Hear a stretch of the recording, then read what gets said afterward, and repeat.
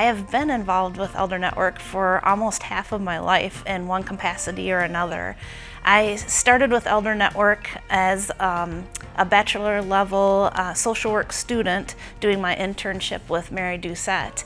At that time I was able to learn so much about the older adults in Rochester and southeastern Minnesota and how to best meet their needs emotionally in particular. Since that time, I've served on the advisory board as the chairperson for a year as well.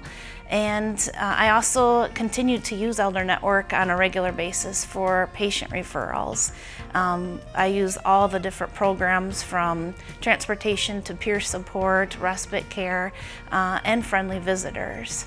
Well, we got started in it when I was needing a caregiver, and that fell to Elaine.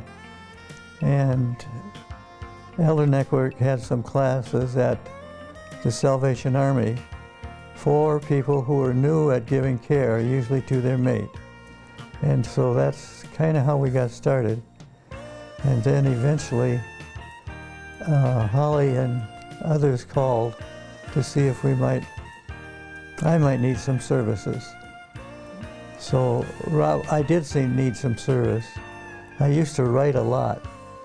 And with my left hand pretty lame, I can't write very well.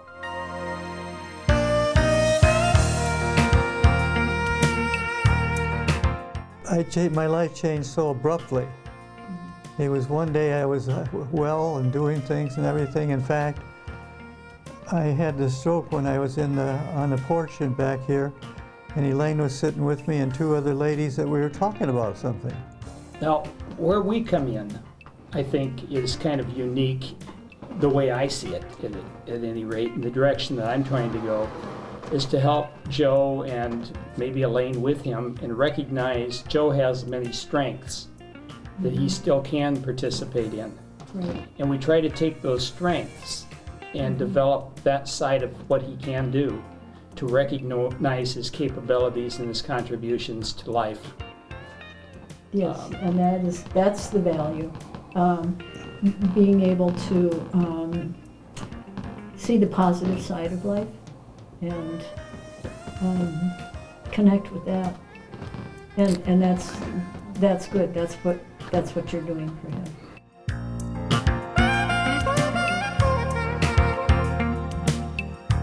I think the important thing is that we recognize that we are gaining so much when we share with people, when we have relationships with people, friendships, understanding each other. And when I go in and work with people, it's such a pleasure to build relationships.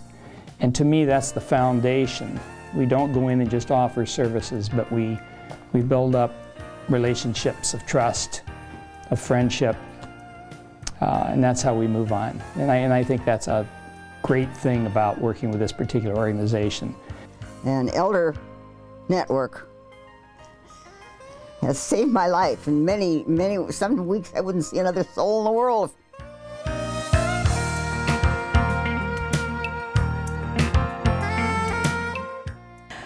I think we heard about it through Mother's social worker, who called you guys and then called us and said, would we be interested in any services from Elder Network? I said, what is it? And over Holly came and we were interviewed, and then I met you. Then I went to a caregivers class, which was wonderful. And at the same time, Mother was working with one of the volunteers. The class was wonderful. I mean, I never knew I had a name. Caregiver, that's what I am? Oh, I didn't know that.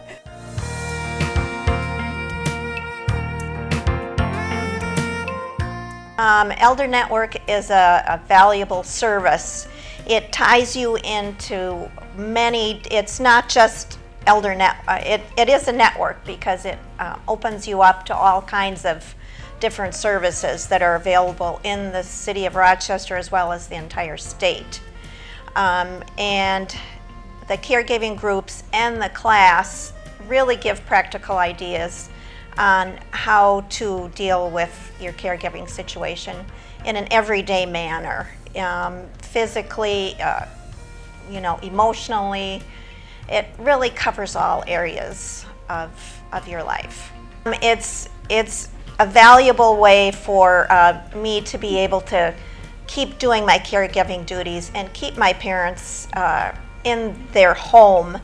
As a caregiver, you try to do everything, be everything to the people you're caregiving for.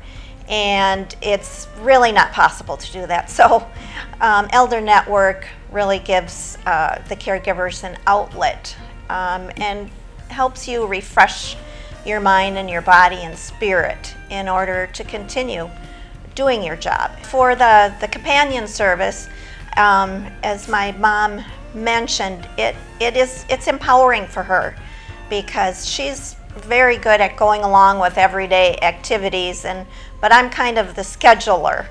And so when she goes out with her companion, she gets to schedule the time.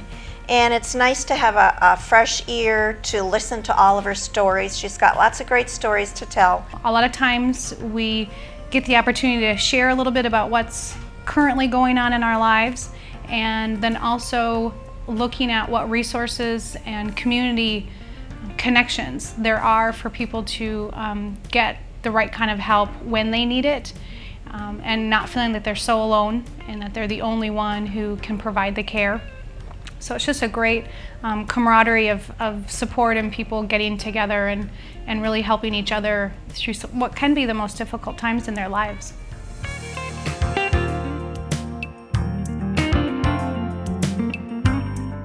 Well, I just enjoy getting about town.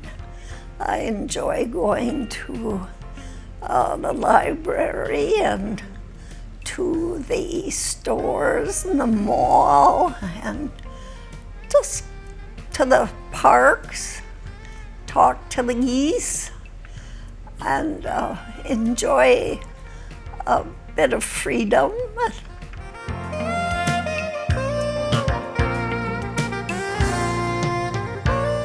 She comes over every Wednesday, and it's wonderful. And what do you do? We crochet. What kind of things do you make?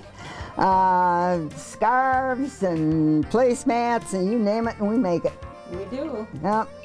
So you have a new friend? Oh, do I have a new friend? I just love her. She's fun and she's so good. Oh, every week I look forward to it. Good. Just love it when she comes. She's a cheerful and a wonderful crocheter, but she goes too fast for the likes of me.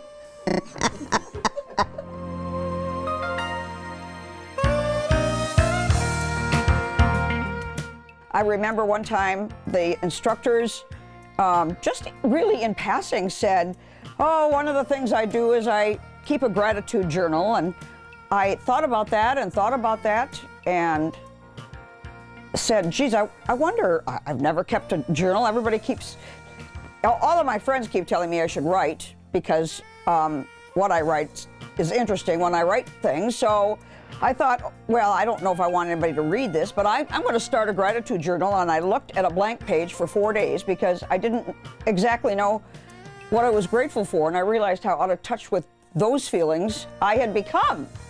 So now it's, 3/4 of the way filled.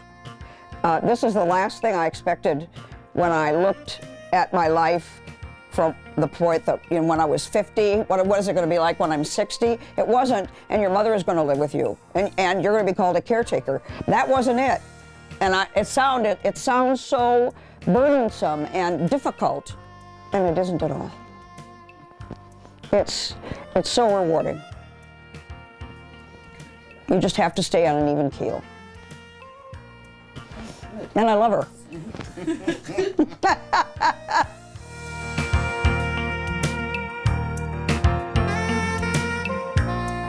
I think the important thing is that we recognize that we are gaining so much when we share with people, when we have relationships with people, friendships, understanding each other. And when I go in and work with people, it's such a pleasure to build relationships. And to me, that's the foundation. We don't go in and just offer services, but we build up relationships of trust, of friendship, and that's how we move on. And I think that's a great thing about working with this particular organization. Doing volunteer work I think is very important in our lives, because I think we're all part of the same society. We're part of the same, we're all, as I mentioned earlier, we're all like on this earth together. And Elder Network offers, I see it as not only a contribution, but I also see it as an investment. Because we're all moving towards a time when we are going to need some help, every one of us, if we're on this earth that long. It's given me some time that in which I could leave the house and be comfortable that Mom would be all right when Jackie is here. So there's some freedoms that come with the fact that Jackie is sitting upstairs with Mom, and they've expanded my thinking. And now I'm going to be a caregiver volunteer.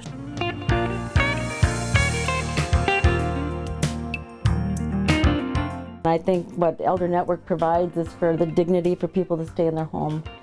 And I lost my parents young, so I didn't, but we found out that Judy's the same age as my mom would be if she was still around. So it's just kind of another one of those, wow, you know, how that works out. But I just really think that we need to take care of our elderly people, and you know, I came thinking I was doing something for Judy, but it's been so fun for me. We just have a great friendship, and we laugh and giggle like little girls.